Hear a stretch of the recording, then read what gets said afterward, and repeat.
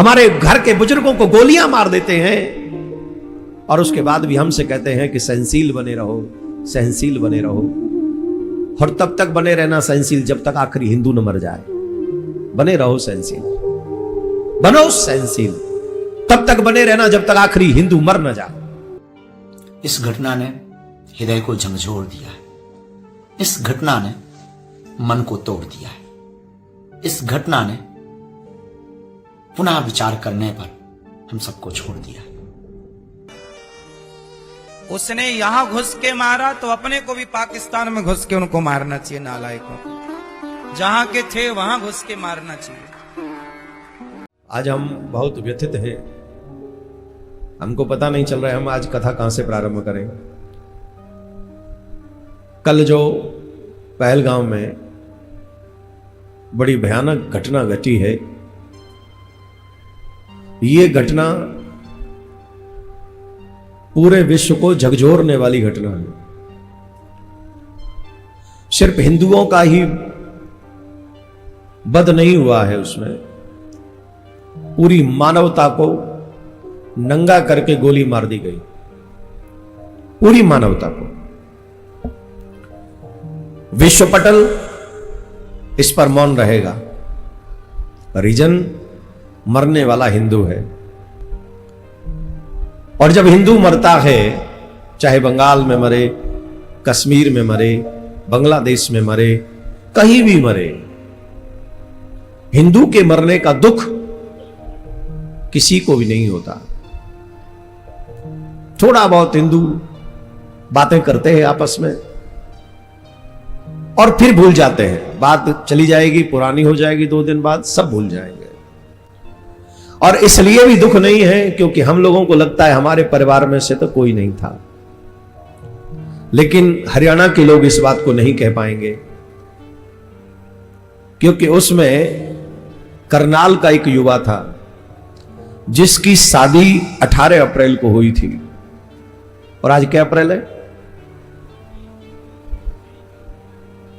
18 अप्रैल को जिसकी शादी हुई और 22 अप्रैल को वो समाप्त हो गया।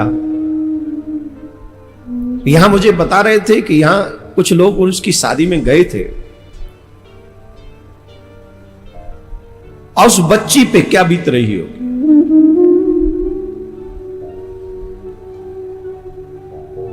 कौन उस बच्ची के दुख को समझेगा?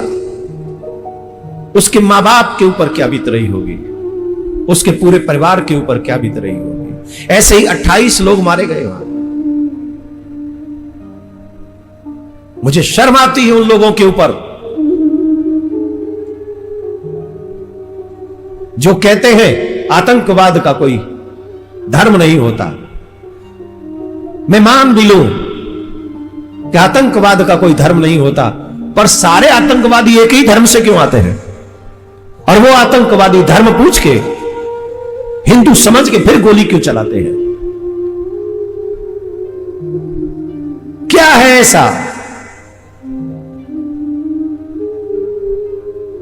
और तथा कथित कुछ सेकुलर लोग अभी भी कह रहे कि उसमें एक उसी धर्म का व्यक्ति मारा गया। अरे पापियों,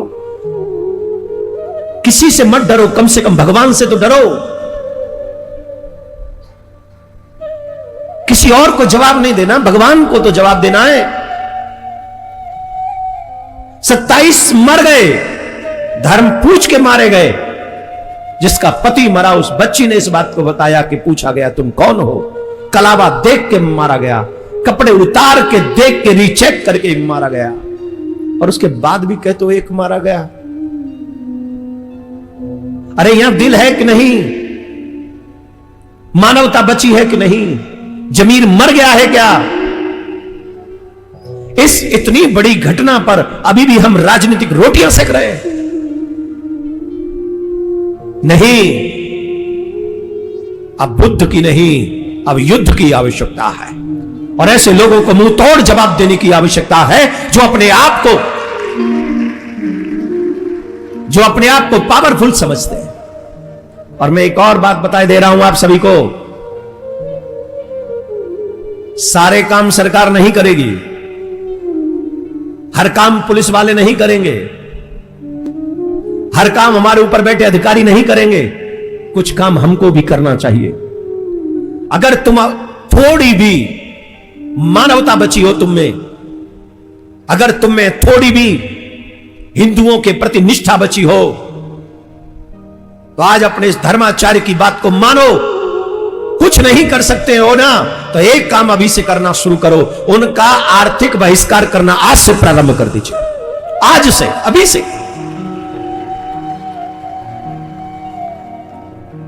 जब आप आज से आर्थिक बहिष्कार उन लोगों का कर देंगे तो उन्हें अपनी गलती का एहसास होगा, और हमारी तरफ से यही सच्ची श्रद्धांजलि उन 28 लोगों को होगी जो उन आतंकवादियों की भेंट चढ़ गए।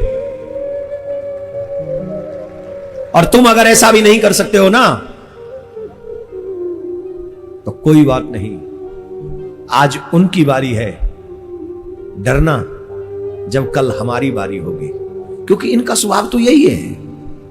पाकिस्तान में भी उन्होंने यही मॉडल अपनाया, बांग्लादेश में भी यही मॉडल अपनाया, बंगाल में भी यही मॉडल अपनाया, अब कश्मीर में देख लो, पहलगाम में जो हुआ है यही मॉडल है।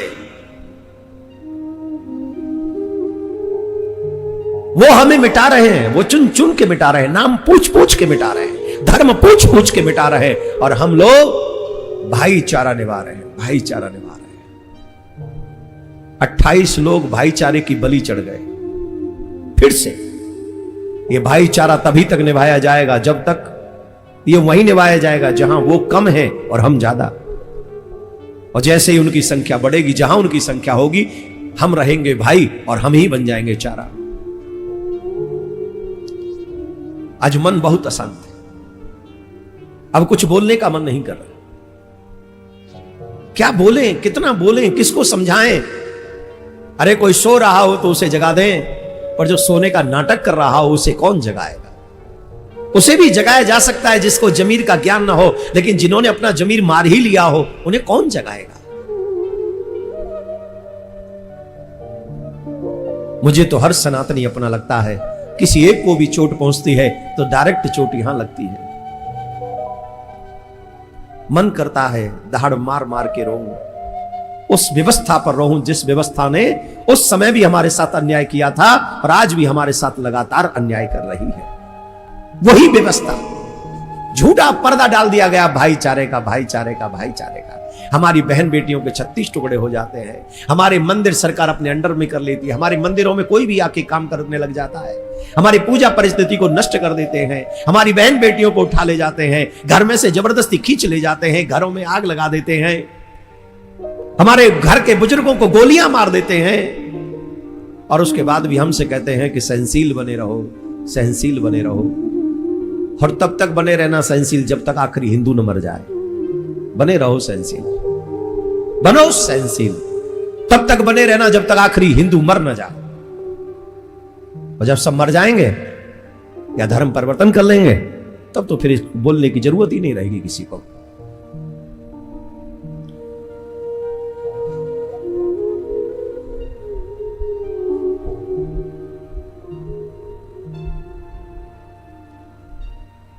राधे राधे। आइए हम मौन रहकर 1 मिनट उन लोगों की आत्मा के लिए, शांति के लिए प्रार्थना करें जिन लोगों के आतंकवादी हमले में प्राण चले गए। उनकी आत्मा के लिए हम भगवान से प्रार्थना करें। और एक प्रार्थना जरूर करना उन सेकुलर लोगों के लिए जिनको हिंदू के मरने पर दुख नहीं होता। उन हिंदुओं के लिए जो सेकुलर बन गए हैं, उनके लिए प्रार्थना करना, भगवान इनको भी सद्बुद्धि दे और इन्हें भी हमारा दुख दिखना चाहिए। जितनी भी देश में एजेंसियां हैं वो हमारा दुख देखना नहीं चाहती, बड़ी बड़ी एजेंसियां।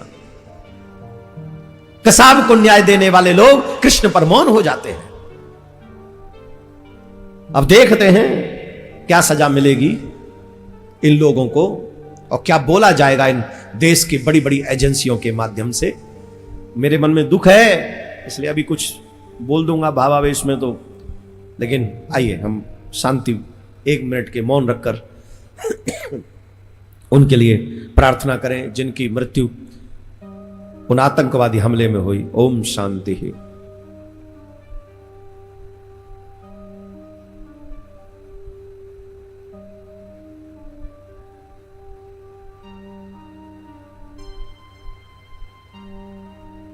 कहने को बहुत कुछ है, मेरा दर्द किसे सुनाऊं, सब तो बह रहे हैं स्वार्थ की आग में, सब बह रहे हैं, सब अपने मतलब का बोलते हैं, जहां मतलब नहीं होता वहां से निकल जाते हैं। फिर एक बार कह रहा हूं, हिंदुओं को अपनी लड़ाई स्वयं लड़नी पड़ेगी। कोई राजनीतिक व्यक्ति हमारी लड़ाई नहीं लड़ेगा। कोई बड़ी बड़ी कंपनियों में, एजेंसियों में बैठे हुए लोग, मैं नाम नहीं ले रहा हूं, एजेंसी से बहुत कुछ समझ लेना आप, हमारे पक्ष में किसी का ध्यान नहीं। सबसे ज्यादा हम ही हैं, हम ही टैक्स चुकाते हैं, हमारे टैक्स से सबको नौकरी की सैलरी मिलती है, लेकिन हमारे ही बारे में कोई नहीं सोचेगा। सेकुलर जो बनना है, महान जो बनना है, उस महानता की भेंट अगर अपना हिंदू चढ़ता है तो चढ़े, मरता है तो मरे। बड़ी बड़ी एजेंसियां, इशारा ही काफी है, हम सबको अनाथ कर चुकी हैं। कोई ईमानदारी से न्याय भी हमारे साथ नहीं करना चाहता। इसलिए अब वो समय आ गया है जब हमें अपनी लड़ाई अपने बच्चों के खातिर लड़नी ही चाहिए। जो बोली समझे उसे बोली की भाषा समझाओ, और जो बोलो आगे, भाषा समझे उसको गोली की भाषा समझाओ। जिस भाषा में कोई समझे अपने देश, अपने संविधान की रक्षा के लिए, धर्म की रक्षा के लिए, उस भाषा का प्रयोग हमको करना ही चाहिए। और हम जिस जगह पर बैठे हैं, भगवान श्री कृष्ण ने यही सिखाया था। अर्जुन को क्या सिखाया था भगवान ने? किस लिए लड़वाया था भगवान ने?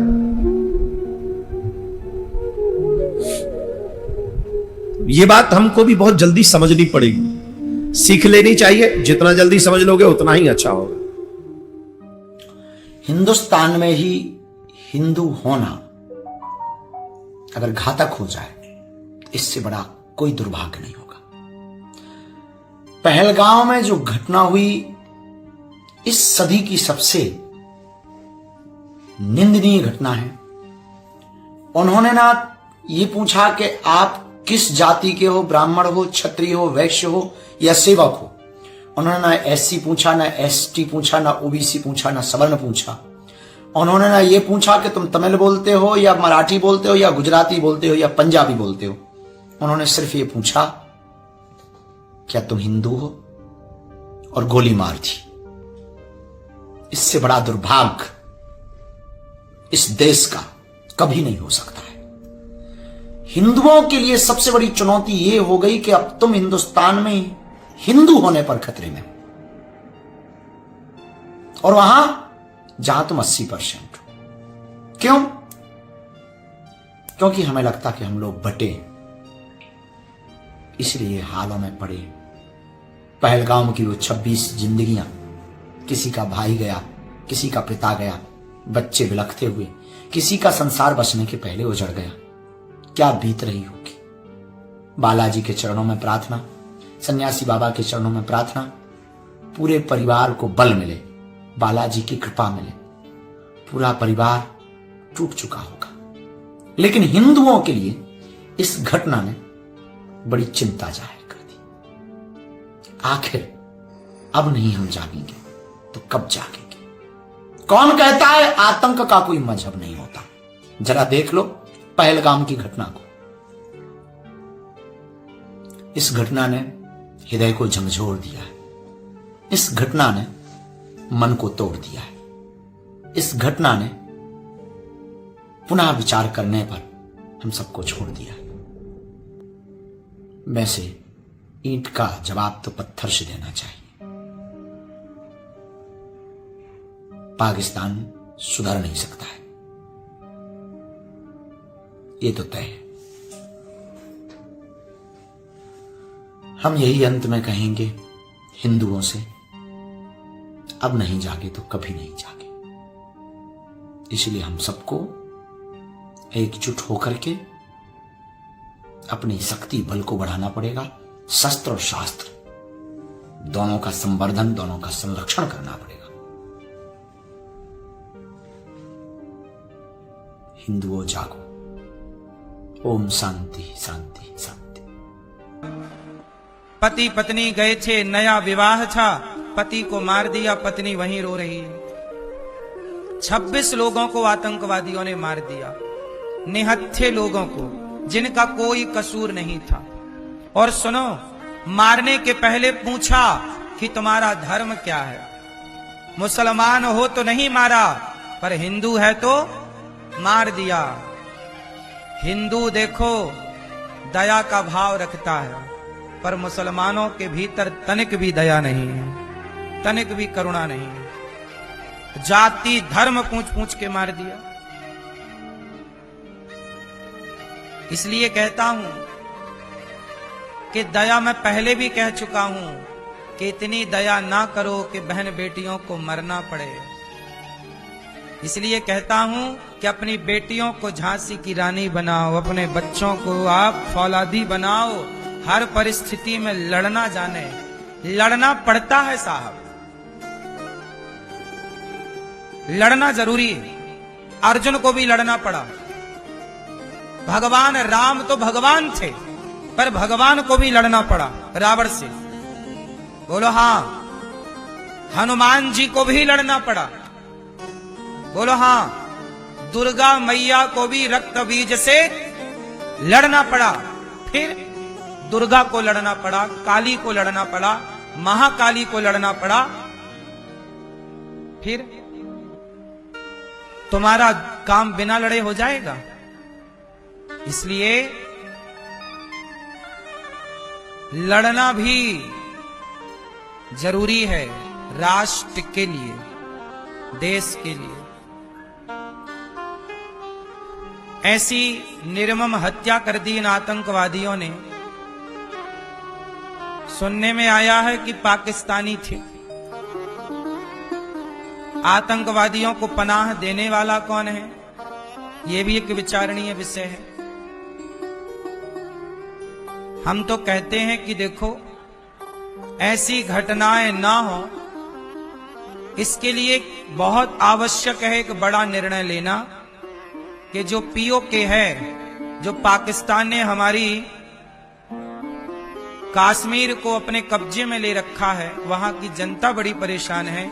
इसका बदला यही है कि हम अपना भारत का वह हिस्सा वापस ले लें जो भारत में था। यही इसका बदला है। और देखो, पब्लिक प्लेस में आतंकवादी आ गए, पब्लिक के बीच में आतंकवादी आ गए और मार दिया।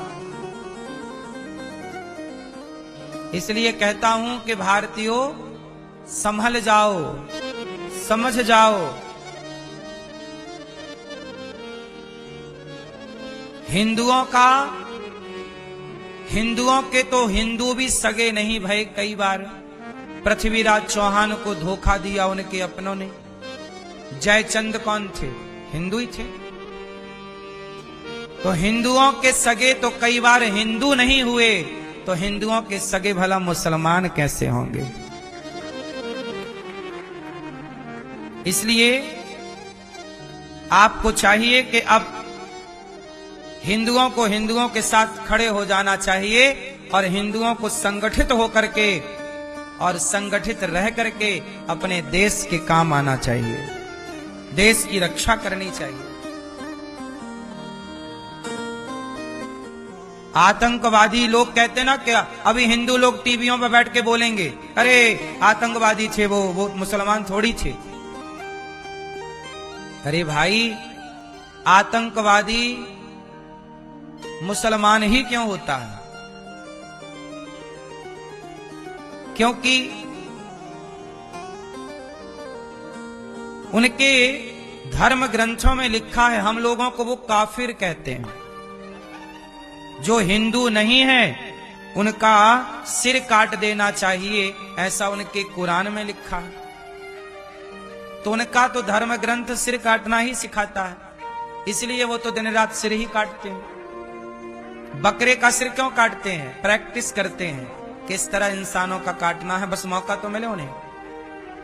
बकरे का वो हर साल जो उनका होता है ना त्योहार, उसमें किसका सिर काटते हैं? वो बकरे का क्यों काटते हैं? प्रैक्टिस करते हैं कि सिर काटना हम भूले तो नहीं।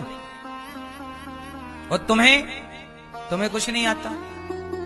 तुम्हारे घर में एक डंडा भी नहीं है सांप को मारने के लिए।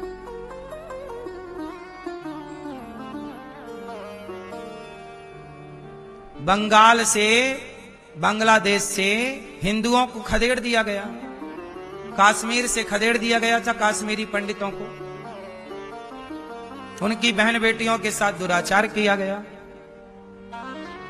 ज्यादा मीठे ना बनो, ज्यादा सीधे ना बनो। जो ज्यादा मीठा गन्ना है ना, कोल्हू में पेरा जाता है। जो ज्यादा मीठा होता है वो अपना नाश कराता है। देखो तो मीठे गन्ने को कोल्हू में पेरा जाता है। इसलिए सरकार को सख्त कार्य करना चाहिए। सरकारें तो कर रही हैं, लेकिन अब कोई घुस आए आपके बीच में और मार डाले, ये सुरक्षा की चूक तो है, लेकिन हम सबको ना अपने आप को भी आगे की तैयारी कर लेनी चाहिए। इसी तरह तुम्हारे घरों में घुस घुस कैसी मारा जाएगा? क्या कर लोगे तुम? क्या कर लिया उन 26 लोगों ने जिनको मार दिया गया? क्या कर लिया लोगों ने? बातें करने से क्या होगा? हम बैठे यहां बातें ही तो कर रहे हैं, बातें करेंगे फिर बात खत्म। इसलिए समाधान बातें नहीं है, समाधान ये है कि जैसे सेना को तैयार किया जाता है, ऐसे भारत के हर व्यक्ति को ऐसे तैयार किया जाए। भारत का प्रत्येक नागरिक, हर सनातनी सेना के रूप में काम करे। आप घर में रहो तो भी सेना, बाहर जाओ तो भी सेना। सेना की तरह हम सबको ट्रेनिंग दी जानी चाहिए स्कूलों में। बोलो हाँ, स्कूलों में हम लोगों को ना ट्रेनिंग, आजकल क्या पढ़ाते हैं, इतना पढ़ाते हैं, इतना पढ़ाते हैं, आखिरी में डिग्री दे देते हैं। फिर डिग्री लेके बच्चे नौकरी तला, भैया नौकरी है क्या? 20,000 की, 40,000 की। पढ़े लिखे सारे तलाश रहे हैं डिग्री। क्या कर रही है डिग्रियां? कुछ नहीं। हमारी शिक्षा बिल्कुल अच्छी नहीं है। बताइए, हमारे देश में पढ़े लिखे लोग पढ़ लिख के बेचारे नौकरी तलाशते तलाशते बुढ़े हो जाते हैं कि नहीं? समय निकल जाता है कि नहीं? इतना पढ़े पर पढ़ के करे क्या? घटिया तोड़ रहे हैं। इसलिए शिक्षा का मतलब, झांसी की रानी ने पढ़ाई की, पर क्या पढ़ा उसने?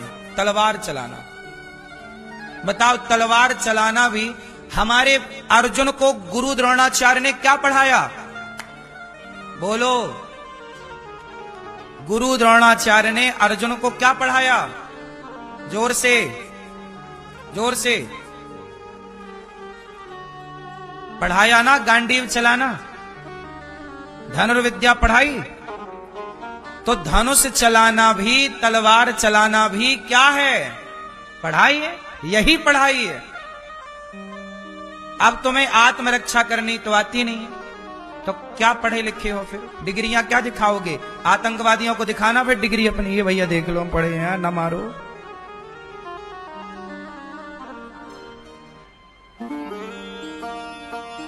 इसलिए ये दुष्ट लोग ये किस भाषा से समझेंगे? इनको इनकी भाषा में जवाब देना होगा, हाँ या ना? उसने यहां घुस के मारा तो अपने को भी पाकिस्तान में घुस के उनको मारना चाहिए, नालायकों को। जहां के थे वहां घुस के मारना चाहिए।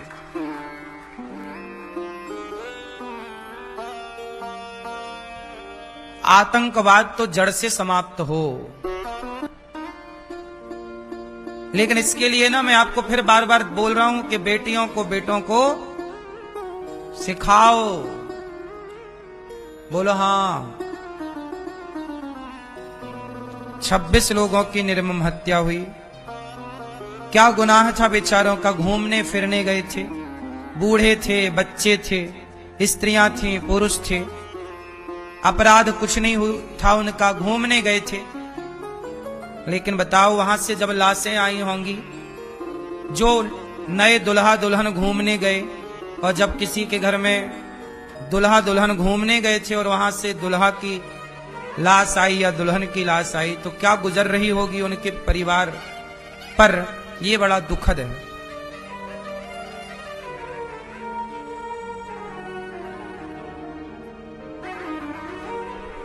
भगवान उन्हें अपने चरणों में स्थान दें, जिनकी सदगति, जिनकी मृत्यु हुई है, उनको भगवान सदगति दें। और इस तरह के आतंक से हम सबको बचना चाहिए, और बचना है तो अपने को मजबूत बनाना चाहिए। सरकार को अपनी नीतियों पे बदलाव करना चाहिए, सेना को और मजबूती की जरूरत है। पब्लिक प्लेस में आतंकवादी घुसना मतलब ये सवाल खड़ा तो होती है कि उस समय सेना का सर्च ऑपरेशन कहां था। तो ये सवाल खड़े हो जाते हैं।